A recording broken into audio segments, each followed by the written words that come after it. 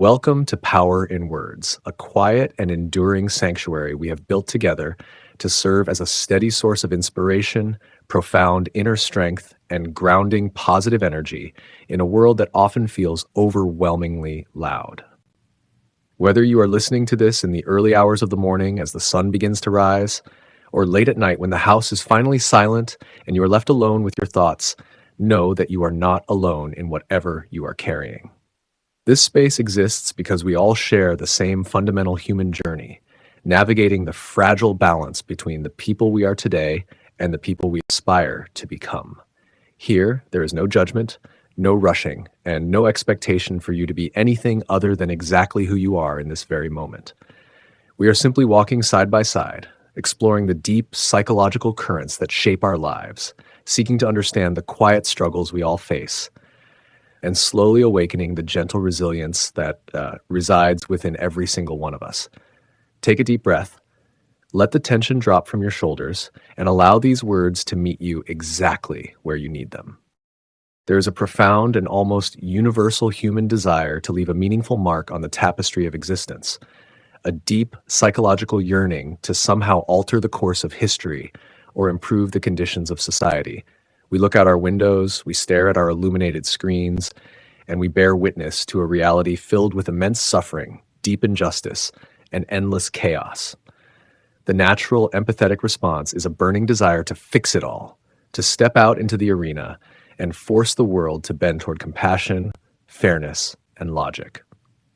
We become consumed by the news of the day, attaching our emotional well-being to global events, political shifts, and cultural movements over which we have absolutely no direct control. This outward projection is a remarkably common coping mechanism, a way for the human mind to process the terrifying vulnerability of simply being alive. It feels noble and righteous to dedicate our mental energy to the grand, sweeping problems of humanity, and indeed, the world desperately needs people who care deeply about the collective good. Yet, in our relentless outward gaze, we often become completely blind to the single most important territory we actually have the power to govern, which is the complex, sometimes messy, and endlessly intricate landscape of our own internal lives. The legendary author Leo Tolstoy captured this fundamental human paradox with a piercing clarity that remains breathtakingly relevant today. He observed that everyone thinks of changing the world, but no one thinks of changing himself. It is a sentence that cuts through our defenses because it exposes the uncomfortable truth hiding behind our grandest intentions. We are infinitely more willing to critique the systemic failures of society than we are to examine the dysfunctional patterns in our own personal relationships. We are far more eager to demand patience, understanding, and grace from the people around us than we are to practice those exact same virtues when we are inconvenienced, tired, or frustrated.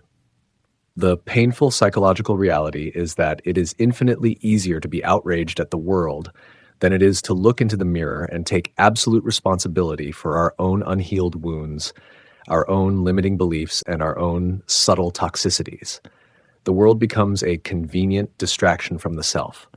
If we are perpetually angry at the state of everything outside of us, we never have to face the quiet, terrifying emptiness or the unresolved grief that might be sitting silently within us. Let us speak honestly about the anatomy of this self-avoidance, because it is not born from malice or intentional hypocrisy, but rather from a very primal place of fear. To look inward is to invite a profoundly uncomfortable vulnerability. It requires us to dismantle the protective psychological armor we have spent decades meticulously constructing.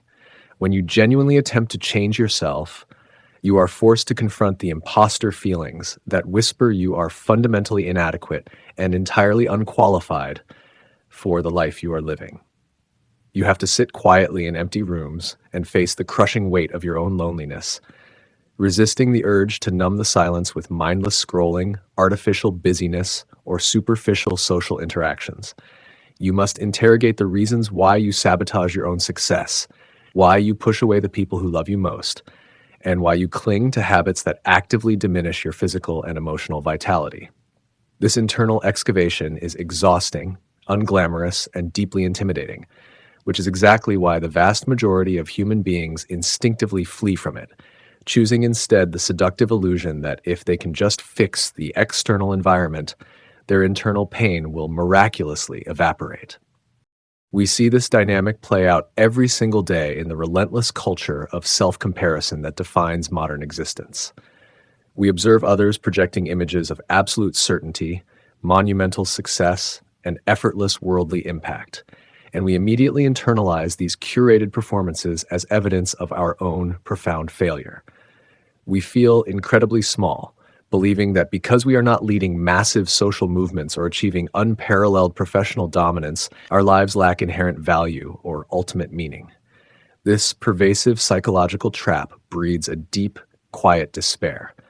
We exhaust ourselves trying to mold our lives to fit external expectations, chasing metrics of success that we did not even consciously choose, all while our authentic selves slowly suffocate beneath the weight of performance. The renowned psychiatrist Carl Jung elegantly summarized the antidote to this modern sickness when he noted that those who look outside merely dream, while those who look inside truly awaken.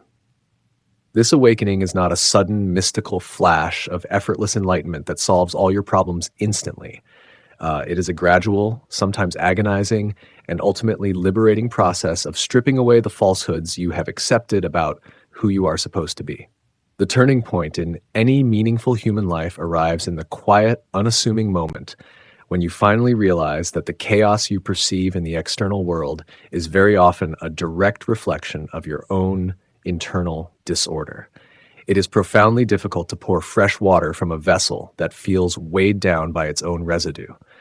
While you can certainly love others deeply while fighting your own battles, you cannot sustain genuine peace in your family, your workplace, or your community if you are perpetually ignoring the active war zone within your own mind.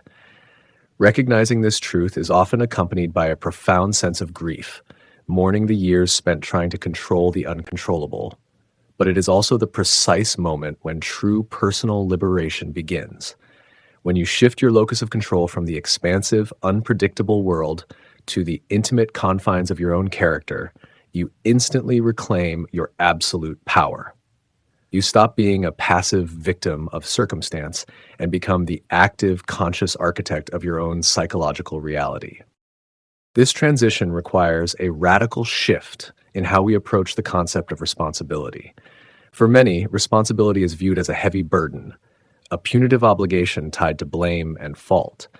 But in the context of psychological healing and personal evolution, responsibility is actually the ultimate freedom.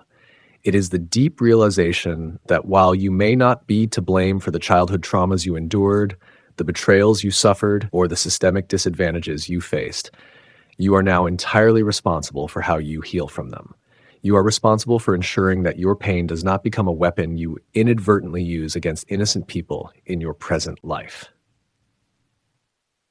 The brilliant thinker Viktor Frankl, who survived unimaginable horrors, taught us that our ultimate freedom lies in our ability to choose our attitude in any given set of circumstances. Between any stimulus and our response, there exists a precious space, and within that gap lies our power to choose our way of being. Changing yourself means aggressively expanding that space. It means noticing the familiar surge of defensive anger when someone criticizes you, and in that tiny gap, choosing to respond with curiosity instead of hostility. It means feeling the heavy, familiar pull of depressive apathy, and in that fleeting moment, choosing to get out of bed and honor your fundamental human dignity anyway. The process of true self-change is rarely cinematic. It does not happen in a sweeping montage accompanied by triumphant music.